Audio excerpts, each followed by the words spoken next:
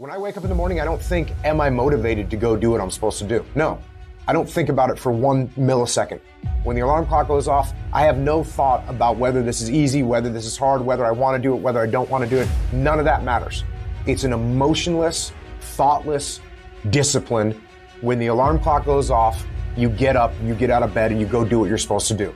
I don't care how it feels. I don't care if it's easy or hard. It doesn't even matter to me. It's just a reaction, it's a discipline, and it's life.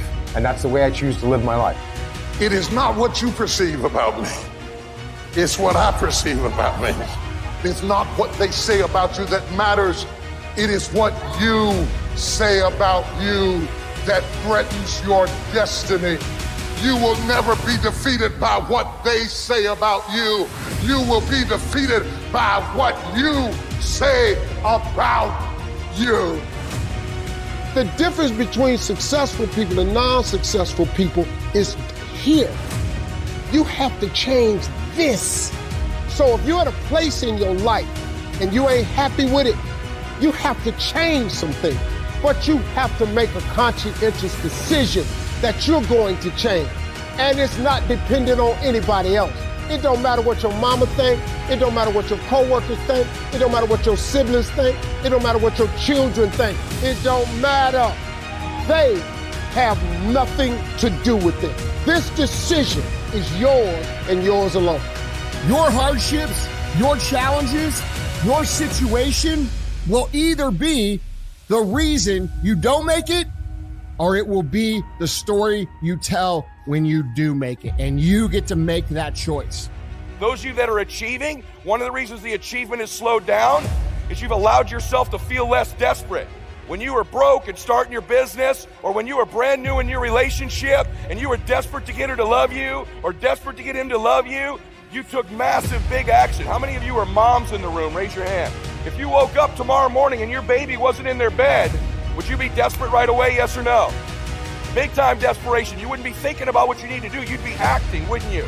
You'd immediately make the decision. You'd take massive action. You'd search the house. You'd go into the street because you were desperate. When you remove desperation, all this bullshit creeps into your life where you think you have to have the perfect plan and look the perfect way and have the perfect thoughts and be all zen and perfect. What you need is to be desperate. What you need is to get after it. Your imagination, you the only one can see it. You the only one can see it. The problem with your imagination, though, is you tell it to the wrong people. How many times have you had this really incredible idea and you took it to your family and your friends? You shared it with them and they shot it down. You know why they shot it down? Because they couldn't see it. See, all this stuff you've been imagining, you ought to start working on it. Your real life is in your imagination. Dust off your imagination and just go for it. You got to try. Quit waking up thinking you ain't got no say-so in your life. You have a choice in this matter. You can't stop what happened to you, but you can doggone sure do something about what happened to you. Life is 10% what happened to you, is 90% what you do about it.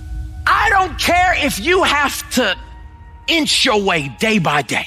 Even if you have to get down and it hurts and it's hard and nobody can see what you're really going through.